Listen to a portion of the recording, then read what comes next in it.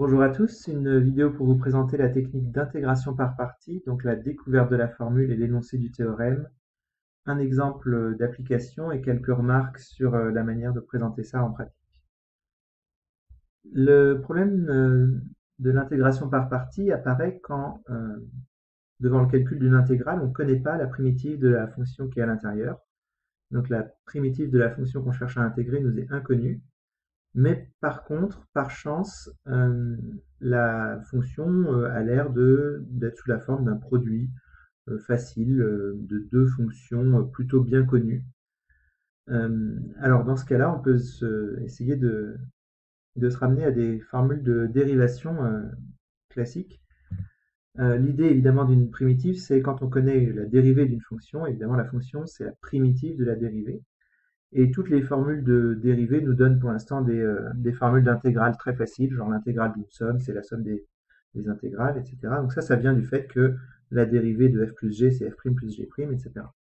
Il y a une formule de dérivée qui ne nous a pas encore servi pour calculer des intégrales, c'est la formule de dérivation d'un produit. Donc la dérivée de uv, c'est u'v plus uv'. Et alors, dès qu'on connaît une dérivée, on sait en déduire une primitive. Si je primitive cette formule, ça me donne uv, donc la fonction uv, qui est la primitive de u'v plus uv'. Évidemment, par linéarité de l'intégrale, je peux tout de suite écrire c'est primitive de u'v plus primitive de uv'. Et ça va nous servir à calculer une intégrale d'une fonction qui serait sous la forme soit u'v, soit uv'. Donc si j'écris ça entre deux bornes, l'intégrale de a à b de u'v plus uv', c'est donc la fonction uv évaluée entre a et b, c'est-à-dire u de b v de b moins u de a v de a. J'utilise la linéarité de l'intégrale, ça me donne la somme de deux intégrales égale uv pris entre a et b. Et il suffit que je passe une des deux intégrales de l'autre côté pour avoir l'intégrale de uv' qui s'exprime comme uv évalué entre a et b moins l'intégrale de u'v, le tout entre a et b. Et ça va être très pratique parce que ça va nous permettre d'intégrer des fonctions qui sont sous la forme d'un produit simple dans lequel on reconnaîtra une fonction u et la dérivée d'une fonction v. Alors évidemment, pour faire ça, il y a besoin que toutes les fonctions qu'on cherche à intégrer soient continues, et ça va chercher u, u', v et v'. Donc ce théorème s'énonce pour deux fonctions u et v de classe C1.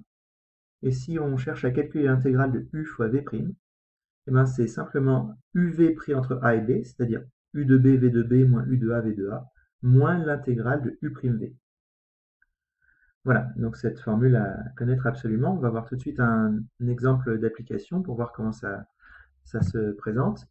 Donc je veux calculer une intégrale d'une fonction, l'intégrale de x fois exponentielle x entre 0 et 1. Je réfléchis 2 minutes et je me rends compte que x fois exponentielle x, je ne connais pas de primitive facile. Par contre, j'identifie deux parties, la partie x et la partie exponentielle x, qui sont multipliées.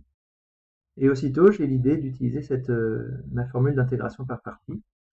Je vais poser u de x égale x, la première fonction, v' de x égale exponentielle x, la deuxième fonction. Je vais calculer u' et v. Donc u' de x, c'est la dérivée de x, c'est 1. V de x, c'est une primitive d'exponentielle x, j'ai pris exponentielle x. J'aurais pu rajouter une constante, mais c'est pas utile ici. Et alors, je vais appliquer ma formule d'intégration par partie en précisant bien que les deux fonctions u et v que j'ai construites comme ça sont de classe C1 pour pouvoir appliquer le théorème. C'est vraiment toujours le cas, il n'y aura jamais de problème, sauf exercice exprès méchant, mais c'est important de le préciser pour montrer que vous connaissez bien les hypothèses du théorème. Dans ce cas-là, mon intégrale, c'est u fois v pris entre 0 et 1, donc ça va être x fois exponentielle x pris entre 0 et 1, moins l'intégrale de u'v, c'est-à-dire l'intégrale de 1 fois exponentielle x dx. Voilà, il ne reste plus qu'à faire le calcul. X fois exponentielle x évalué en 1 moins x fois exponentielle x évalué en 0. On simplifie tout de suite, ça fait e. Et puis l'intégrale qui reste, qui maintenant est devenue très facile, vu que exponentielle, je connais une primitive, c'est exponentielle. Donc on a exponentielle x évalué entre 0 et 1. Il reste à faire le calcul. E de 1 moins E de 0, c'est E moins 1. Les E se simplifient, il reste 1 comme résultat de cette intégrale. Voilà, je vous laisse reprendre ce calcul pas à pas en faisant des pauses si besoin.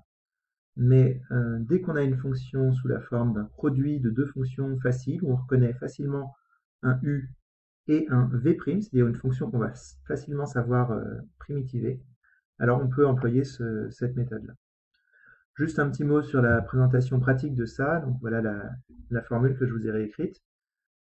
C'est-à-dire que on est en train de vouloir calculer une intégrale comme ça d'une fonction qui se présente comme un produit. Donc on pose u de x et v' de x adaptés à la fonction que je suis en train de vouloir intégrer.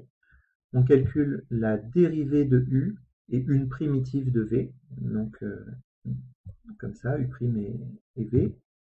On précise qu'elles sont de classe C1 et alors on applique la formule. Voilà, ce qui est important, c'est de toujours l'appliquer dans le bon sens. Et alors pour ça, mon conseil, c'est de toujours poser U et V' et U' et calculer U' et V toujours de la même manière sur votre copie. Moi, je l'écris toujours de la manière suivante, c'est-à-dire j'écris le U et le V' en colonne, comme ça, avec une accolade devant. Et à côté, je mets le U' et le V que ça me donne. Et comme ça, je sais toujours quels deux termes choisir. C'est-à-dire, vous avez toujours UV pris entre A et B. Donc moi, je sais que c'est le U d'en haut à gauche et le V en bas à droite. Et ensuite, l'intégrale, on fait moins, on n'oublie pas le signe, bien sûr. L'intégrale de U' fois V. Et là, je sais que c'est les deux fonctions que je viens de calculer, le U' et en dérivant U et le V en primitivant V. V', pardon. Donc voilà, présentez ça toujours de la même manière sur votre copie. Vous pouvez écrire U et V' en ligne, U' et V en dessous, et dans ce cas-là, évidemment, la position des fonctions qu'on met dans les crochets et dans l'intégrale, c'est pas la même. Vous l'écrivez comme vous voulez, mais je vous conseille de toujours l'écrire de la même manière, comme ça vous vous trompez jamais. Et il y a une autre manière de vérifier qu'on ne se trompe pas, c'est que entre le crochet, donc la fonction qu'on va évaluer en B et faire la différence avec l'évaluation en A, c'est toujours U fois V. Donc c'est-à-dire les fonctions pas dérivées. Donc le U, il était dans l'intégrale de départ, et le V, on l'a trouvé en primitivant V'. Et dernier détrompeur, dans les deux intégrales, en fait, il y a exactement les trucs complémentaires, entre guillemets, c'est-à-dire que dans la première, il y a U et V', et dans la deuxième intégrale, il y a U' et V.